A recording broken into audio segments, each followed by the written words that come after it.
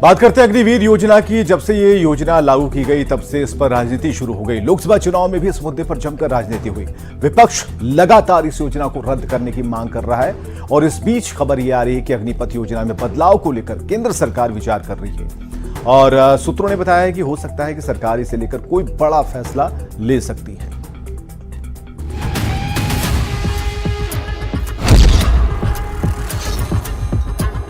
India की सरकार आएगी, अग्निवीर योजना को उठाकर हम कूड़ेदान में फेंक देंगे।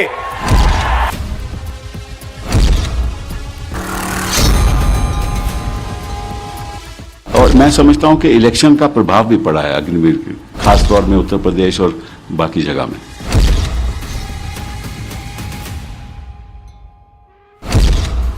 अग्निवीर जो 24 के चुनावी पथ पर सबसे ज्वलंत मुद्दा रहा। अग्निवीर जिसे विपक्ष के बड़े बड़े नेताओं ने चुनावी मंच पर उठाया। अब उस अग्निवीर योजना में बदलाव की सुगबुगाहट शुरू हो चुकी है, क्योंकि इस मुद्दे का असर सियासी घमासान से लेकर चुनावी परिणाम तक में देखने को मिला। इस बार हमारी पूरी कोशिश होगी, ऑपोजिशन में बैठे हैं मगर अग्निवीर को ऑपोजिशन में रद्द करने की कोशिश करेंगे। अग्निपथ स्कीम को लागू हुए 1.5 साल का वक्त हो चुका है और इन 1.5 साल में इस स्कीम को रिव्यू किया जा रहा है। अब सूत्रों से खबर है कि डिपार्टमेंट ऑफ मिलिट्री अफेयर्स ने तीनों सेना से इस पर रिपोर्ट मांगी है, यानी अग्निवीर योजना में कुछ बदलाव हो सकते हैं। अग्निवीर जवानों का कार्यकाल बढ़ सकता है। अभी अग्निवीर जवानों का कार्यकाल 4 साल है। 25% रिटेंशन की स्कीम में बदलाव हो सकता है। सेना इस बात पर चर्चा कर रही है कि अग्निवीरों के लिए ट्रेनिंग पीरियड को आम सैनिकों के लिए निर्धारित ट्रेनिंग की तरह ही किया जाए, जबकि उनके सर्विस टाइम को बढ़ाकर 4 के बजाय 7 वर्ष किया जाए, जिससे उन्हें ग्रेचुइटी और पूर्व सैनिक होने का दर्जा दिया जा सके। यानी जो मुद्दा चुनाव के वक्त उठा, अब उस पर मंथन शुरू हो चुका है। अग्निवीर से जुड़े मामले पर आने वाले दिनों में केंद्र सरकार के द्वारा कुछ बड़े फैसले लिए जा सकते हैं। और जिस तरह से बड़े फैसलों की अगर बात करें तो जिस तरह से उनके जो सेवा काल की जो अवधि पहले से तय थी 4 साल की अवधि को बढ़ा करके 7 से 8 साल किया जा सकता है। राहुल ही नहीं, सपा प्रमुख अखिलेश यादव भी इस योजना के विरोध में रहे हैं। अखिलेश के मुताबिक ये योजना अस्वीकार्य है। अग्निवीर योजना को युवा कभी स्वीकार नहीं कर सकते। देश की सुरक्षा के लिए अगर सिर्फ 4 साल की नौकरी देंगे और उसमें भी आपको कोई सुविधा नहीं मिलेगी और देश के लिए मरने पर सैनिक को सम्मान नहीं मिलेगा, इन 4 वर्षों के भीतर कोई भी इस नौकरी को स्वीकार नहीं करेगा। और गरीबों की मदद करने की पॉलिटिक्स हो, राजनीति हो, अग्निवीर।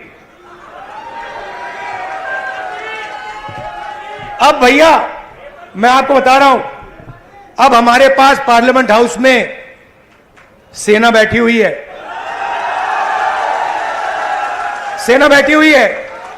इस बार हमारी पूरी कोशिश होगी, ऑपोजिशन में बैठे हैं मगर अग्निवीर को ऑपोजिशन में रद्द करने की कोशिश करेंगे। मैं समझता हूं अग्निवीर व्यवस्था तुरंत खत्म होनी चाहिए।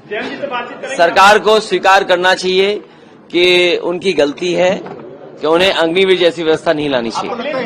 और न केवल अग्निवीर व्यवस्था खत्म होनी चाहिए बल्कि बहुत से नौजवान जिनको रोजगार नहीं मिल पाया, फौज में जाना चाहते थे, उन्हें उम्र की छूट भी देनी चाहिए। दरअसल अग्निवीर योजना पेंशन बिल को कम करने और सशस्त्र बलों में युवाओं की भर्ती को बढ़ावा देने के लिए शुरू की गई थी। हालांकि नए भर्ती किए गए सैनिकों के बीच ट्रेनिंग और विशेषज्ञता की कमी को लेकर चिंताएं जताई गई। ये योजना 17.5 साल से 21 साल की आयु वर्ग के युवाओं के लिए है, जिसमें 4 साल की अवधि के लिए भर्ती करने का प्रावधान है। वहीं 25% अग्निवीर को 15 साल तक बनाए रखने का प्रावधान है। योजना के मुताबिक 75% अग्निवीर जो 4 साल में रिटायर होंगे, उन्हें 12 लाख रुपए एक मुश्त दिया जाएगा।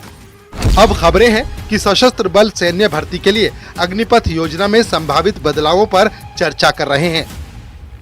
इसमें बदलावों के लिए मुख्य पहलू 25% रिटेन करना और ट्रेनिंग पीरियड वाले मुद्दे हैं, जिनको लेकर अंदर खाने चर्चा शुरू हो गई है।